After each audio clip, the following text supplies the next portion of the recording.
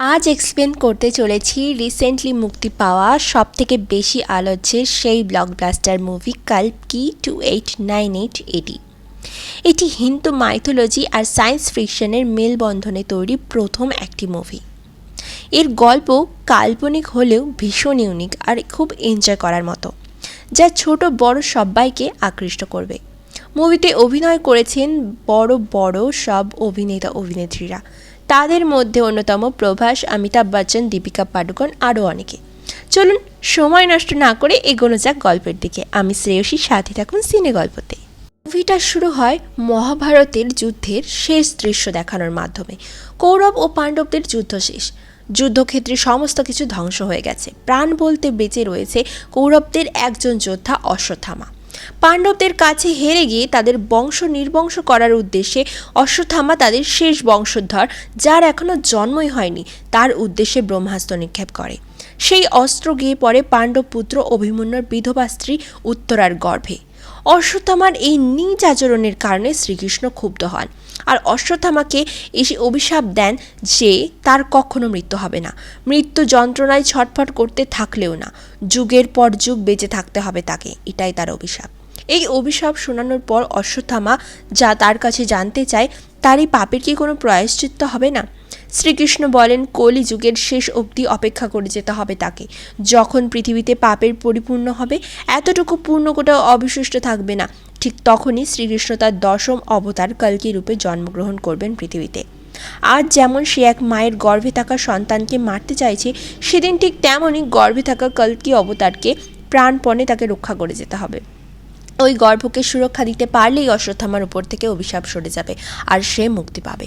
বলেই অশ্বত্থামা তার কপালের মণিটা শ্রীকৃষ্ণ উপড়ে নেন এবং জানান কলিযুগে যখন এই মণিটা তার কাছে আসবে এবং উজ্জ্বল হয়ে উঠবে, তখনই বুঝতে হবে তার প্রায়শ্চিত্তের সময় চলে এসেছে। এখানে সিন কাট হয় মহাভারতের সময় থেকে 6000 বছর পরের সময়, 2898 এডি। এটাই হলো কলিযুগের শেষ সময়। এই পৃথিবীতে না আছে কোথাও কোনো প্রাণ, না আছে কোথায় কোনো জল। তীব্র খরায় মরুভূমিতে পরিণত হয়েছে পৃথিবী। বসবাসযোগ্য প্রায় কিছুই নেই। বেঁচে আছে শুধুমাত্র একটা শহর, কাশী। তবে প্রযুক্তিতে বিশাল উন্নত হয়েছে এখন। রয়েছে সব উন্নত যানবাহন, ডিভাইস সহ রোবটস, আরও অনেক কিছু। কিছু মানুষকে একটা ফ্লাইং কারে করে কাশী শহরে যেতে দেখা যায়। তার মধ্যে রুমি নামক একজন বৃদ্ধ বাচ্চাদের একটা নক্ষত্র দেখিয়ে বলছে, এই নক্ষত্র এর আগে 6000 বছর আগে দেখা গেছিল। আজ এত বছর পর আবারও আকাশে ফুটেছে, দেখেছ? সেখানে থাকা একটি বাচ্চা মেয়ে রায়া, সে বলে তাদের কি হয়েছে। বৃদ্ধ কথা ঘুরিয়ে অন্য কথা বলতে থাকে। রায়া মেয়ে হলেও সে সেটাকে গোপন করে নিজেকে ছেলে হিসেবে দাবি করে, আর তার সাজ পোশাকও ছেলের মতো। গাড়িটি পৌঁছে যায় শেষ শহর কাশীতে। সেখানে দেখা যায় এক মেগা কমপ্লেক্স বানানো হয়েছে। এটা দেখতে অনেকটা উল্টো পিরামিডের মতো। এটার মধ্যে কলিযুগের শাসক সুপ্রিম ইয়াস্কিনের রাজত্ব চলে। সুপ্রিম ইয়াস্কিন নিজেকে কলিযুগের গড বলে দাবি করেছে। এই কমপ্লেক্সে কোনো সাধারণ মানুষের প্রবেশ নিষিদ্ধ। একদিকে কমপ্লেক্সের বাইরে মানুষ দুর্বিষহ জীবনযাপন করছে, আর তাদের কাছে না আছে খাবার, না আছে কোনো পানযোগ্য জল, না আছে ভালো বায়ু। অন্যদিকে কমপ্লেক্সের ভিতরে রয়েছে সমস্ত রকম সুযোগ সুবিধা, জল, বিশুদ্ধ বাতাস, জঙ্গল, বাসস্থান, ঘর বাড়ি, নদী, ফুল ফল, সমস্ত কিছু। মূলত প্রকৃতির সমস্ত কিছু ধ্বংস করেই গড়ে উঠেছে এই বিশাল কমপ্লেক্স। এই কৃত্রিম কমপ্লেক্সের ভিতরে কোনো সাধারণ মানুষের প্রবেশ ছিল নিষিদ্ধ, আর তার জন্য ছিল কড়া প্রহরী। এই প্রহরীদেরকে বলা হতো রাইটার, আর রাইটারদের পরিচালনা করত কমরেড মানস। সে ছিল সুপ্রিম ইয়াস্কিনের ডান হাত। ধনী ব্যক্তিরাই কেবলমাত্র কমপ্লেক্সের ভিতরে থাকতে পারত, কারণ এই কমপ্লেক্সে প্রবেশ করতে হলে 1 মিলিয়ন ইউনিট করে প্রয়োজন হয়। এখানে ইউনিট বলতে সেই যুগের টাকা বা রুপিকে বোঝানো হয়। কমপ্লেক্সের রাইটাররা কাজের পরিবর্তে বেতন হিসেবে ইউনিট পেয়ে থাকে, আর তারা 1 মিলিয়ন ইউনিট হয়ে গেলে তারাও কমপ্লেক্সের ভিতরে থাকতে পারবে। সেই জন্য তারাও অনেক কাজ করে ইউনিট সঞ্চয় করছে। সবাই ইউনিটের পিছনেই ছুটছে। সবাই চায় রুক্ষ প্রকৃতি ছেড়ে কৃত্রিম কমপ্লেক্সে সুখে শান্তিতে জীবনযাপন করতে। তবে এই 2898 এডির সবথেকে নির্মম অবস্থা হলো মেয়েদের। তারা শুধুমাত্র ভোগের জিনিস। যখনই নতুন কোনো মানুষ কাশিতে আসে, রাইটাররা তাদের মধ্যে থেকে বেছে বেছে গর্ভধারণে সক্ষম এমন মহিলাদেরকে কমপ্লেক্সের ভিতরে নিয়ে যায়। তবে কোনো সুযোগ সুবিধা দেওয়ার জন্য নয়, তাদের রাখা হয় ল্যাবের এক্সপেরিমেন্টের জন্য। এই এক্সপেরিমেন্টের নাম হলো প্রজেক্ট কে। রাইটাররা স্ক্যানার দিয়ে দেখে নেয় কোন মেয়ে গর্ভধারণে পজিটিভ আর কোন মেয়ে গর্ভধারণে নেগেটিভ। যাদের রিপোর্ট পজিটিভ আসে শুধুমাত্র তাদেরকেই নিয়ে যাওয়া হয় ভিতরে, আর যে পরিবার থেকে মেয়েকে নিয়ে যাওয়া হয় তাদেরকে সে মেয়ের পরিবর্তে 10,000 ইউনিট করে দাম দেওয়া হয়। এই ব্যাপারটা জানতে পেরে রায়ার ছোট ভাই রায়াকে 10,000 ইউনিটে বিক্রি করতে দিতে চায়, কারণ তারও স্বপ্ন ছিল যে কোনো মূল্যে কমপ্লেক্সের ভিতরে থাকবে। তাই সে এখন থেকেই ইউনিট কালেক্ট করছে। তবে রায়া তার ভাইয়ের প্ল্যানের ব্যাপারে আগেই বুঝে ফেলেছিল, তাই সে আগেই লুকিয়ে পড়ে। রুমি এই ব্যাপারটা বুঝতে পারে আর রায়াকে নিয়ে একটা গোপন স্থানে লুকিয়ে রাখে। এটা কমপ্লেক্সের বাইরে একটা গোপন স্থান ছিল, যার সম্পর্কে রুমি ও তার সাথীরা ছাড়া আর কেউই জানত না। রুমি ছিল এক বিদ্রোহী। সে একটি দলের সদস্য ছিল যাদের একমাত্র লক্ষ্য ছিল সুপ্রিম ইয়াস্কিনের সাম্রাজ্যকে ধ্বংস করা। তারা বিশ্বাস করে আবারও কল্কির আগমন ঘটবে আর সে এই ইয়াস্কিনের দুনিয়াকেই ধ্বংস করবে, পৃথিবীতে রক্ষা করবে এই ইয়াস্কিনের হাত থেকে। তারা তাকে সাম্ভালা নামক এক স্থানে। এটার খবর শুধুমাত্র ওই রেবেল বা বিদ্রোহীরাই জানত। রুমি ও তার সাথীরা এক উন্নত ডিভাইসের মাধ্যমে তাদের লিডারের সাথে যোগাযোগ রাখে। এখানে আমরা তাদের লিডার মারিয়মকে দেখতে পাই। মারিয়ম রুমিকে সাম্ভালায় ফিরে আসতে বললে রুমি বলে কল্কির আগমনের সময় চলে এসেছে। 6,000 বছর পর আবারও আকাশে সেই নক্ষত্র দেখা গেছে, তাই আমাকে এখানেই থাকতে হবে, আমার অনেক কাজ। এরপর দেখা যায় রুমির সাথীরা দিব্যা নামের একজন গর্ভবতীকে রাইটারদের চোখের আড়ালে রুমির কাছে নিয়ে এসেছে। রুমি তার সাথে কথা বলে আর তার ধারণা দিব্যার গর্ভেই বেড়ে উঠছে কল্কির অবতার। সেই জন্যই রেবেলরা তার খেয়াল রাখছে। রুমি তার কোচর থেকে একটা মণি বের করে দিব্যার গর্ভের কাছে নিয়ে যায়। এটাই ছিল অশ্বত্থামার মাথার সেই মণি। পুরাণ মতে কল্কির সংস্পর্শে আসলেই সেই মণি উজ্জ্বল হয়ে উঠবে। তবে দিব্যার গর্ভের কাছে নিয়ে গেলেও সেই মণির কোনো পরিবর্তনই ঘটে না। রুমি বুঝতে পারে তার ধারণা ভুল, গর্ভের বাচ্চাটি কল্কি অবতার নয়। রুমির সহ তার সাথীরা সবাই হতাশ হয়ে পড়ে। মারিয়াম বলে এখনও হয়তো তার আগমনের সময় হয়নি, তবে শীঘ্রই তার আগমনের ঘটবে বলে আশ্বস্ত করে সবাইকে। এরই মধ্যে হুট করে কমরেড মানস তার রাইটার ও রোবটদের সহ সিক্রেট প্লেসের আক্রমণ করে। তখনই রুমির হাত থেকে মণিটা পড়ে যায়।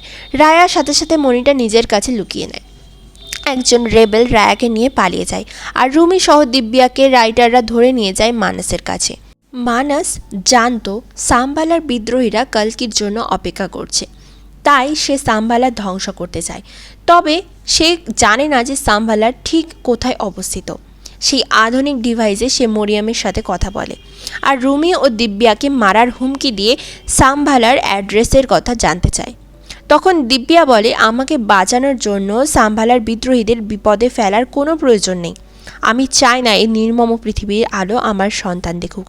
আমি চাই আমার বলিদানের মধ্যে দিয়ে হলেও সাম্ভালার জন্য সুরক্ষিত থাকে। তার কথা শেষ না হতেই মানস তাকে গুলি করে দেয়। মানস ইয়াস্কিনের জয় জয়কার করতে থাকে। রুমি তাদেরকে থামিয়ে দিয়ে বলে কল্কি শীঘ্রই আসবে, তার আগমনের সময় হয়ে এসেছে, তোমরা সব ধ্বংস হবে বলতে সে রুমিকেও গুলি করে হত্যা করে। অন্যদিকে রাইটার্সরা সাম্ভালার এক স্পাইকে ধাওয়া করতে করতে ভৈরব নামে এক ফাইটারের বাড়িতে গিয়ে পৌঁছায়। সেখানে প্রভাসকে ফার্স্ট টাইম দেখানো হয়। ভৈরব একজন দক্ষ ফাইটার।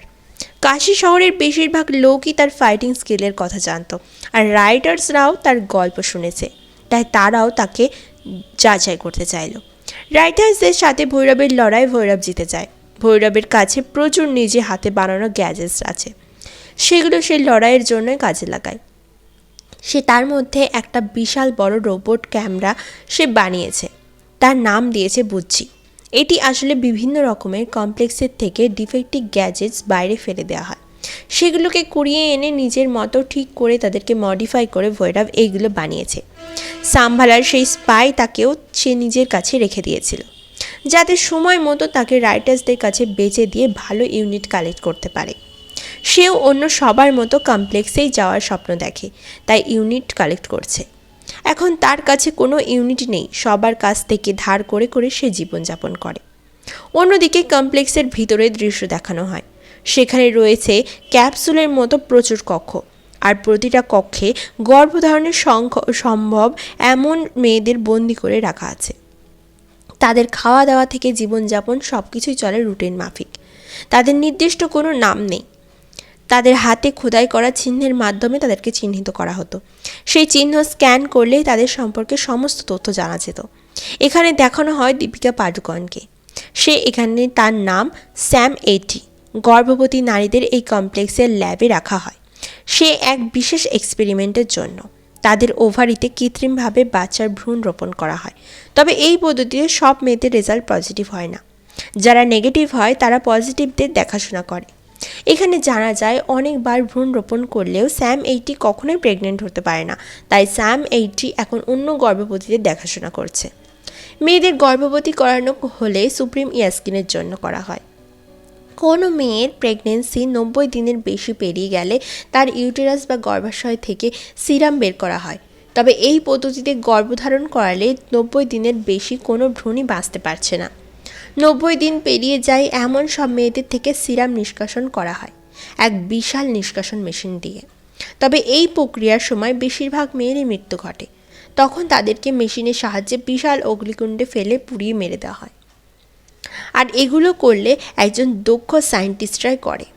90 দিন পেরিয়ে যাওয়া প্রেগনেন্ট মহিলাদের থেকে সিরাম নেওয়া হলে সুপ্রিম ইয়াস্কিনের প্রয়োজন ছিল 115 দিনের ভ্রূণের সিরাম, যেটা এখনও অবধি সম্ভব হয়নি, কারণ আজ অবধি কোনো ভ্রূণই এতদিন টেকেনি। সায়েন্টিস্টরা অনেক চেষ্টার পরও একটা ভ্রূণকে 150 দিনের বেশি বাঁচাতে পারছে না কেন, এই নিয়ে মানুষের সাথে সায়েন্টিস্টদের কথা কাটাকাটি হয়। সায়েন্টিস্টরা 115 দিনের ভ্রূণের সিরামের প্রয়োজনীয়তা জানতে চাইলে মানুষ সেটা জানাতে পারে না, তাই সে তাদেরকে নিয়ে যায় সুপ্রিমের কাছে। তবে সেখানে যাওয়ার সময় মানুষের চোখের আড়ালে সায়েন্টিস্ট ওই সিরামের বোতলটা বদলে অন্য কোনো একটা সিরামের বোতল দিয়ে দেয়। সুপ্রিমের কাছে থাকার জন্য কমপ্লেক্সের একটা আলাদাই জায়গা ছিল, সেখানে আর কেউ যেতে পারতো না। সেখানে যাওয়ার একমাত্র অ্যাক্সেস ছিল কমরেড বানির কাছে। কমরেড বানির পারমিশন ছাড়া সেখানে যাওয়া যায় না। বানি কমরেড মানস আর সেই সায়েন্টিস্টকে তার কক্ষে নিয়ে যায়। এখানে সুপ্রিম ইয়াস্কিনকে প্রথমবারের মতো দেখানো হয়। ইয়াস্কিন শূন্যে বসে ধ্যান করছে। তার শরীর রুক্ষ শুষ্ক, আর শরীরে রয়েছে অসংখ্য ইলেকট্রনিক্স গ্যাজেট আর তার শরীরের চামড়া হাড় সব একসাথে লেগে গেছে। প্রেগনেন্ট মহিলার ভ্রূণ থেকে বেরোনো সেই সিরাম গ্যাজেটসের মাধ্যমে শরীরে প্রবেশ করিয়ে সে মূলত 300 বছরেরও বেশি বেঁচে আছে। এই ভ্রূণের সিরাম ছাড়া সে বাঁচতে পারবে না, আর এই কারণে অসংখ্য মেয়েকে বন্দি বানিয়ে সিরাম কালেক্ট করছে সে। মানাস সেখানে পৌঁছেই সিরামটা সুপ্রিমকে দেয়। সায়েন্টিস্ট জানায় শত চেষ্টার পরেও 100 দিনের বেশি কোনো ভ্রূণকেই বাঁচানো সম্ভব হচ্ছে না। ইয়াস্কিন তার কথার কোনো উত্তর না দিয়ে সে গ্যাজেটসের মাধ্যমে সিরামটা নিজের শরীরে প্রবেশ করায়। সাথে সাথেই সে মাটিতে পড়ে যায়।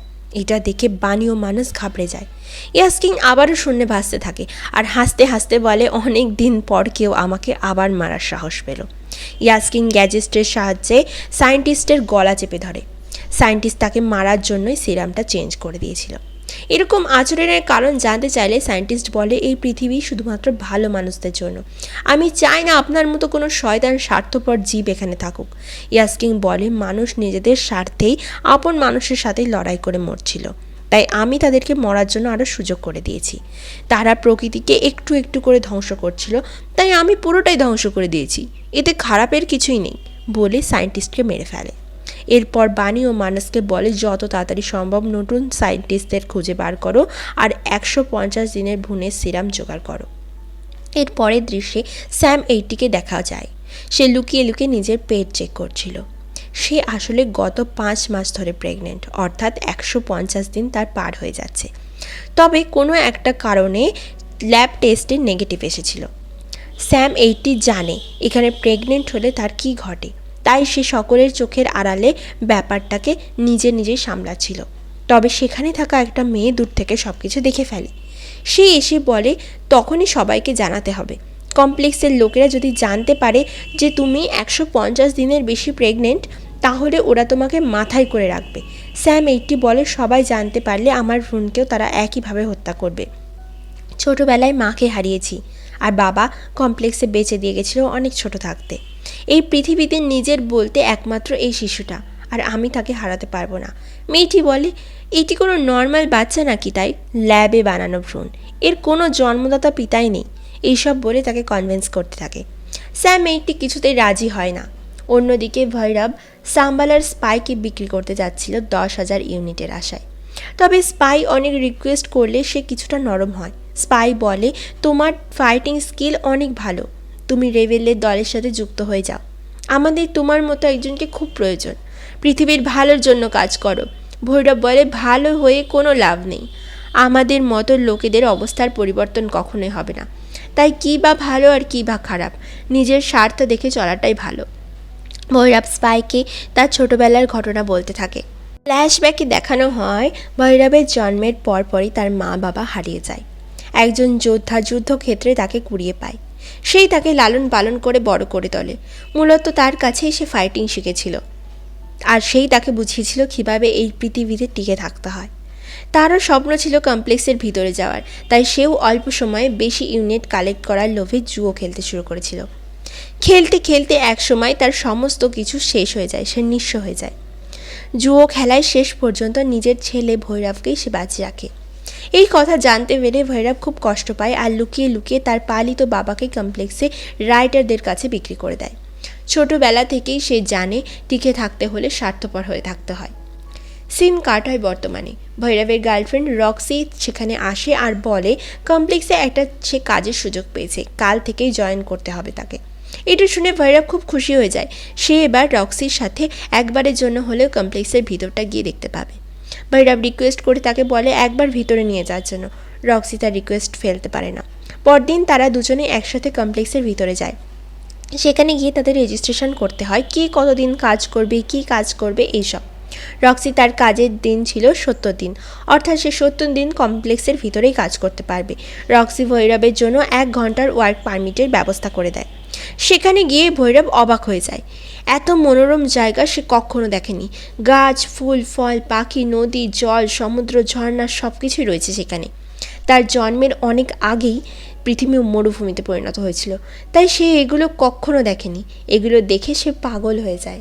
কিন্তু কিছুক্ষণ পরেই সে রাইটারদের হাতে ধরা পড়ে যায়, কারণ সে মিথ্যে পারমিট নিয়ে কমপ্লেক্সে প্রবেশ করেছিল। তারা তাকে কমপ্লেক্স থেকে জোর করে বার করে দেয়। অন্যদিকে রায়া নামের বাচ্চা মেয়েটিকে দেখানো যায়।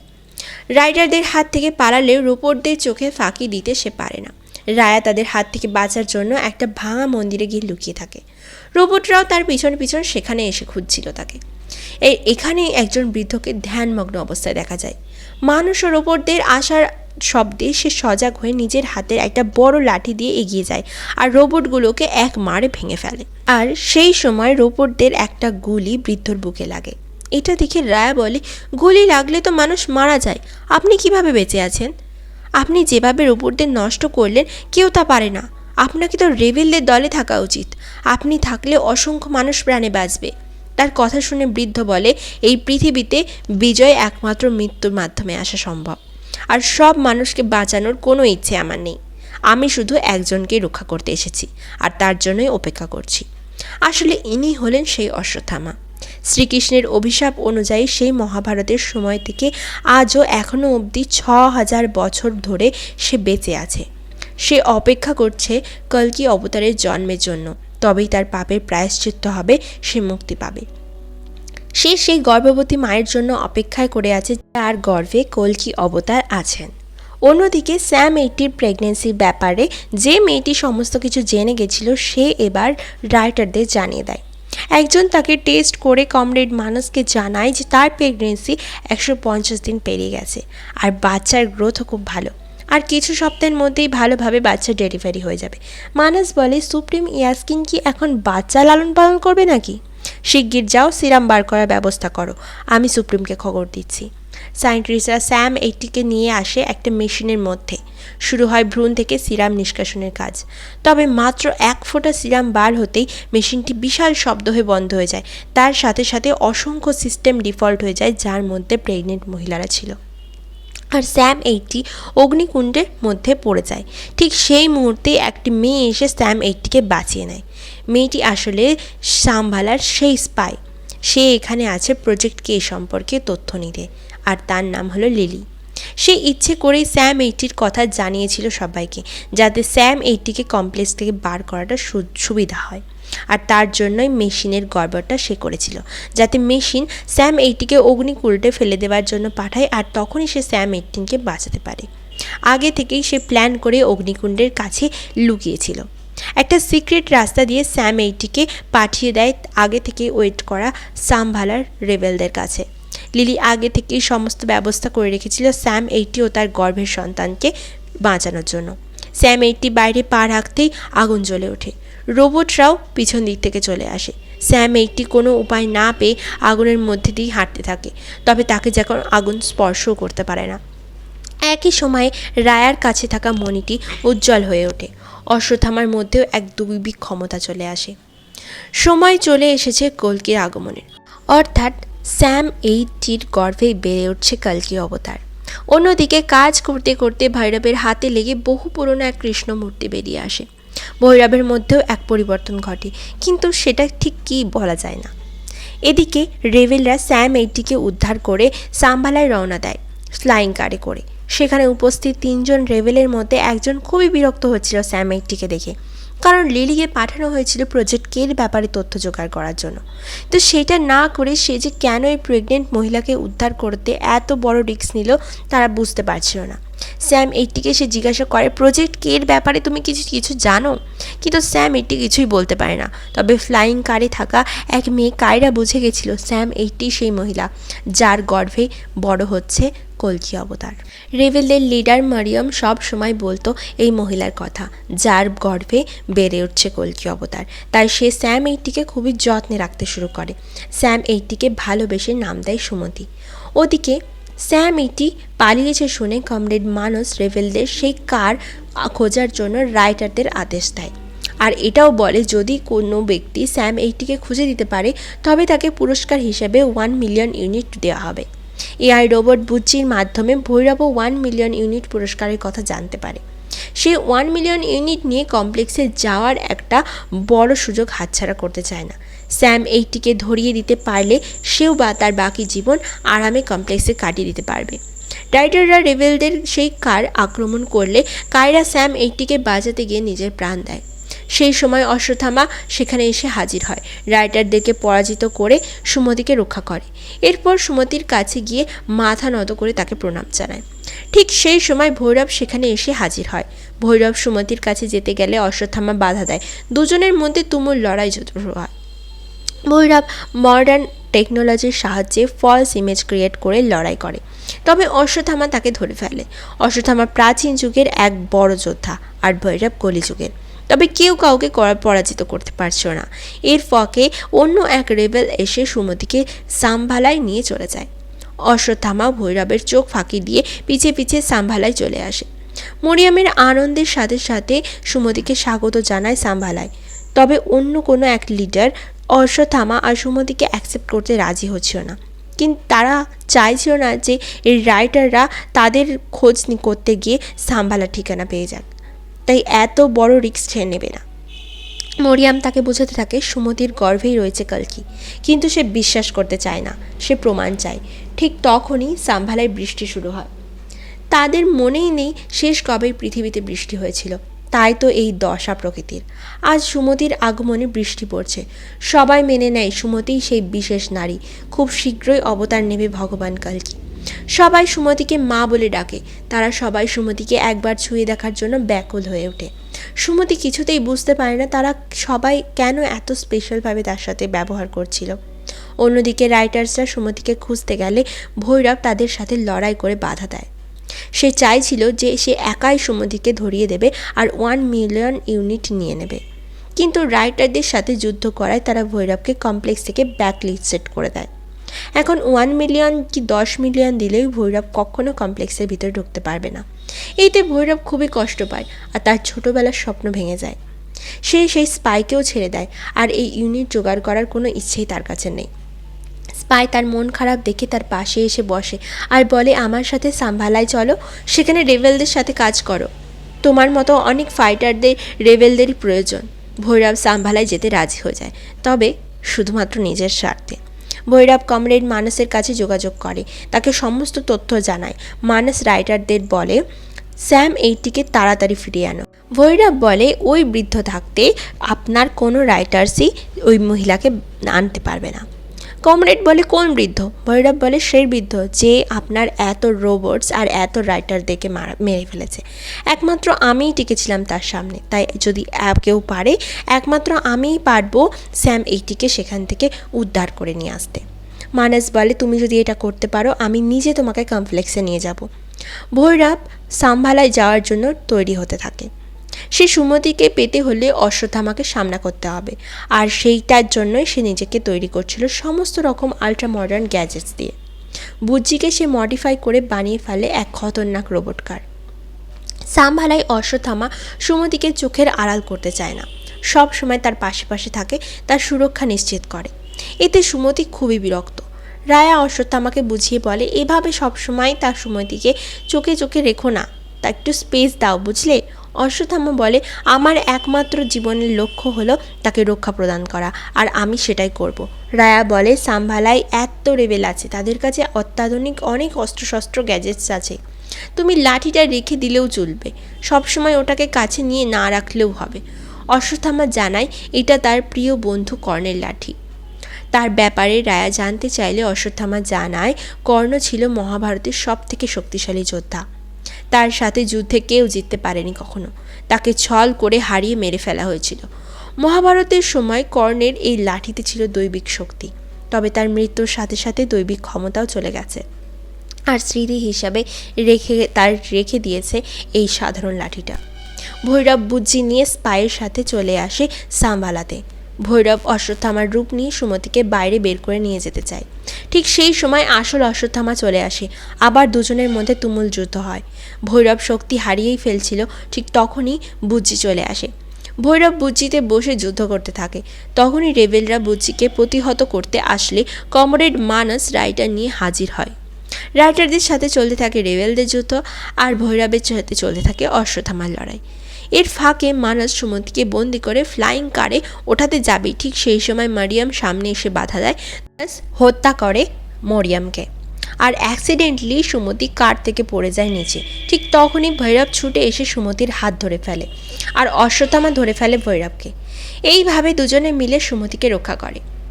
তারপরেই অশ্বত্থামা ভৈরবকে পিছন থেকে মাথায় আঘাত করলে ভৈরব অজ্ঞান হয়ে যায়। এর ফাঁকে মানস এসে বন্দি করে অশ্বত্থামাকে। সে সর্বশক্তি দিয়ে বন্ধন মুক্ত হতে চাইলেও কিছুতেই পারে না। সেই সুযোগে মানুষ আবারও সুমতিকে নিয়ে যেতে শুরু করে। তখনই ঘটে এক অবাক করা ঘটনা। সাম্ভালায় ঝোড়ো হাওয়া ওঠে। অশ্বত্থামার লাঠিটা হাওয়ায় পড়ে যায় ভৈরবের হাতে। ভৈরবের হাতের সংস্পর্শে এসে লাঠি তার দৈবিক ক্ষমতা আবার ফিরে পায় ৬,০০০ বছর পর। ভৈরব নিজেকে ভুলে গিয়ে সম্পূর্ণ একটা অচেনা সত্তায় পরিণত হয়েছে। সে অশ্বত্থামার হয়ে লড়াই করতে থাকে। ওই লাঠি দিয়ে মানসের বাহিনীকে সে ধ্বংস করে ফেলে আর মানসকে হত্যা করে। সেই সাথে সুমতিকে বাঁচিয়ে নিয়ে আসে অশ্বত্থামার কাছে। সেই সময় অশ্বত্থামা ভৈরবের মধ্যে নিজের প্রিয় বন্ধু কর্ণকে দেখতে পায়। আসলে মহাভারতের কর্ণেরই পুনর্জন্ম ঘটেছে ভৈরব রূপে, তাই সেই ক্ষমতা হারানোর লাঠিটা আবার তার সংস্পর্শে দৈবিক ক্ষমতা ফিরে পেয়েছে। সে ফিরে আসলে এআই রোবট বুজ্জির ডাকে ভৈরব আবার নিজের মধ্যে ফিরে যায়। অশ্বত্থামাকে বন্দি অবস্থায় দেখে সে খুবই খুশি হয়, আর সুমতিকে একা পেয়ে বুজ্জি করে পালিয়ে যেতে থাকে। অশ্বত্থামা নিজেকে কোনো মতে ছাড়িয়ে আবারও সেটাকে চেষ্টা করে বুজ্জিকে থামানোর, কিন্তু ভৈরব বুজ্জির সাথে সুমতিকে নিয়ে পালিয়ে যায় নিজের ডেট। আর এখানেই শেষ হয় কালকি 2898 এডির ফার্স্ট পার্ট। এরপরেই দেখানো হয় কিছু ছোট ছোট টুকরো। সেখানে দেখা যায় সুপ্রিম ইয়াস্কিং সুমতির পেট থেকে বের করা সেই এক ফোঁটা সিরাম নিজের শরীরে প্রবেশ করিয়ে শুষ্ক রুগ্ন অবস্থা থেকে এক যুবকে পরিণত হয়েছে। তার সাথে সাথে তার শরীরে চলে এসেছে প্রচণ্ড শক্তি, আরও তৈরি হয়েছে দুটো এক্সট্রা হাত। তখন বাণী বলছে যে আমি বুঝতে পারছি যে কেন আপনার 150 দিনের বেশি ভ্রূণের প্রয়োজন। আপনি শুধুমাত্র একটা ফোঁটাতেই এরকম চেহারায় পরিণত হয়েছেন। আমি চেষ্টা করছি আরও মেয়ে জোগাড় করার। ইয়াসকিন বলে, আর তোমাকে কিচ্ছু করতে হবে না, আমি সব কিছুই নিজে করে নিতে পারবো, আর সেই গর্ভবতী মহিলাকে আমি নিজেই খুঁজে বের করতে পারবো। তাহলে আদতেও কি তারা সুমতিকে খুঁজে বের করতে পারবে? অশ্বত্থামাকে সুমতিকে আর কল্কি অবতারকে বাঁচাতে পারবে, নাকি ভৈরব সুমতিকে তুলে দেবে ইয়াসকিনের হাতে? এই সমস্ত কিছু প্রশ্ন নিয়ে শেষ হয় মুভির গল্পটা ভালো লাগলে অবশ্যই লাইক কমেন্ট করে দেবেন আর আমার চ্যানেলটিকে সাবস্ক্রাইব করে দেবেন। ফিরে আসবো অন্য গল্প নিয়ে, সাথে থাকুন সিনে গল্পতে।